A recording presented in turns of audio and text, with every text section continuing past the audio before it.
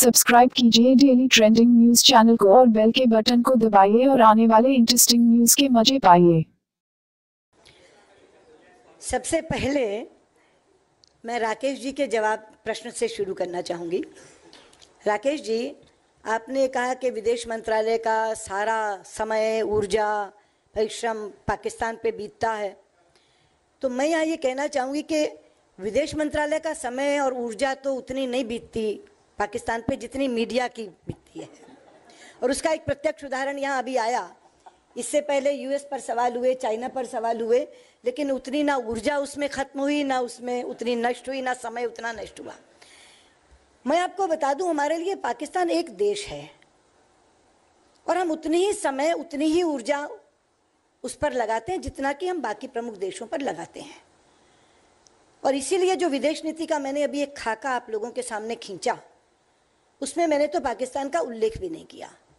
मैंने तो दूसरे देशों की बात की जिनके साथ हमारे संबंध कैसे चल रहे हैं। जहाँ तक इसके बाद सवाल आता है विनीता का, क्योंकि वो एक ओवर आर्चिंग सवाल है, फिर मैं आप लोगों के सवालों पर आऊँगी, अस्थाना के सवाल पे भी आऊँगी, जाधव के सवाल पे भी आऊँगी। आपने ये जो कहा कि 1 स्टेप फॉरवर्ड 2 स्टेप्स बैकवर्ड, इसे कभी कभी आप लोग फ्लिप फ्लॉप भी कहते हैं। मैं आपको ये बता दूं कि पाकिस्तान की तरफ भारत की नीति समझने के लिए 3 बातें याद रखें।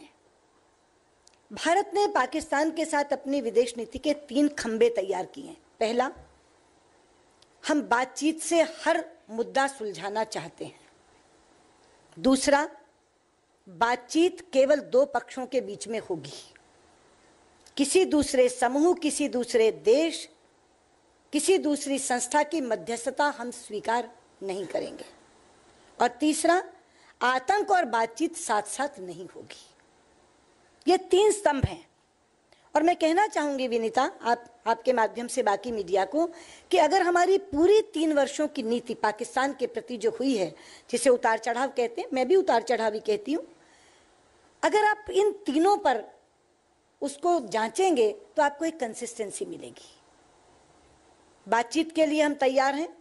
ये अपनी सरकार आने के पहले से शपथ ग्रहण समारोह में पाकिस्तानी प्रधानमंत्री को न्योता देकर हमने साबित कर दिया। उसके बाद भी 2 बरस तक मित्रता का हाथ आगे बढ़ाते रहे। कोई नहीं सोच सकता था कि मोदी जी की सरकार में और मोदी जी के व्यक्तित्व को जानते हुए कि वो प्रधानमंत्री नवाज शरीफ के एक बुलावे पे काबुल से उड़ के लाहौर चले जाएंगे।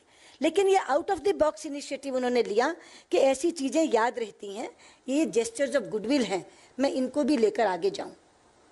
लेकिन उसके बाद क्या मिला? 1 सप्ताह के अंदर पठानकोट। और अभी पूछा पठानकोट एयरबेस के बारे में कि वो क्या हो रहा है। कुछ नहीं हो रहा। आपने शब्द इस्तेमाल किया, इन्वेस्टिगेशन अटकी हुई है। हाँ, अटकी हुई है। उन्होंने कहा जेआईटी भेजें, आप सहयोग करेंगे। उन्होंने जेआईटी भेजी, हमने सहयोग किया। लेकिन उसके बाद क्या? तो हम 1 स्टेप फॉरवर्ड 2 स्टेप बैकवर्ड नहीं जा रहे।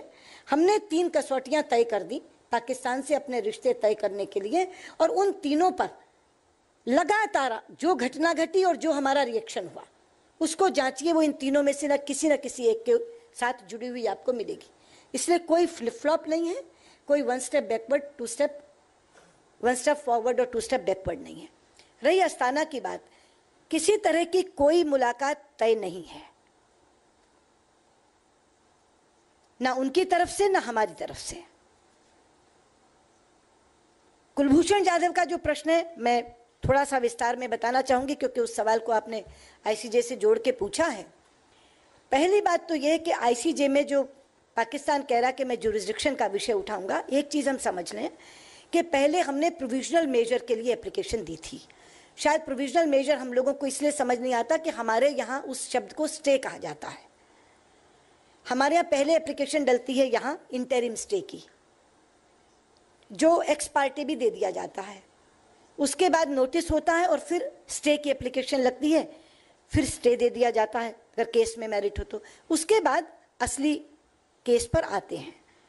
तो जो हमें पहले मिला, 8 को हमने दायर की और 9 को हमें जो मिला वो इंटरिम स्टे था, इंडिकेशन ऑफ प्रोविजनल मेजर। उसके बाद 15 को जो हमने बहस की वो प्रोविजनल मेजर के जुरिस्डिक्शन पर की और उसको उन्होंने स्वीकार किया। और स्वीकार करके हमें प्रोविजनल मेजर दे, indication of provisional means granting of stay दे दिया, और ये कहा कि पाकिस्तान ने कोई आश्वासन नहीं दिया 150 दिन के बाद भी। उन्होंने यही कहा कि क्लीमेंसी जब तक है और उसके 150 दिन बनते हैं, इसलिए हम ये निर्णय देते हैं कि pending final decision of this court, यानी जब तक इस कोर्ट का फाइनल फैसला, अंतिम फैसला नहीं सुनाया जाता, तब तक जाधव को फांसी नहीं दी जा सकती। उन्होंने जाधव की फांसी पर तब तक रोक लगा दी।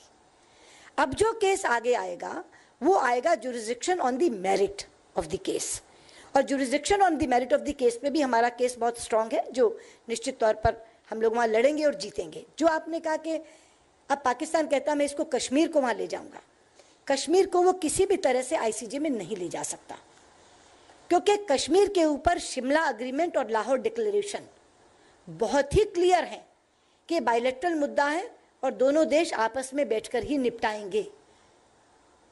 जहां तक ये सवाल है कि फिर हम वहां क्यों गए, हम कश्मीर को नहीं ले गए आईसीजे में। हमारे बहुत से मुद्दे कोर्ट में भारत और पाकिस्तान के बीच चल रहे हैं। शायद आपको मालूम है कि हैदराबाद फंड्स का केस है, वो ब्रिटिश की कोर्ट में चल रहा है, भारत और पाकिस्तान के बीच ही चल रहा है।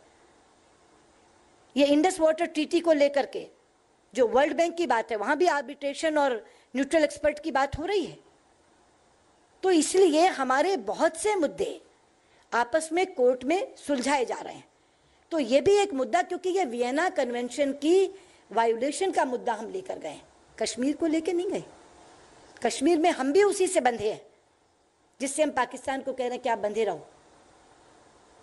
कश्मीर का मुद्दा केवल बायलैटरली ही सुलझाया जा सकता है, लेकिन हम जो लेकर के गए हैं वो वियना कन्वेंशन की वायोलेशन का मुद्दा लेकर गए हैं, जिसमें कॉन्सुलर एक्सेस देना आवश्यक नहीं, अनिवार्य है।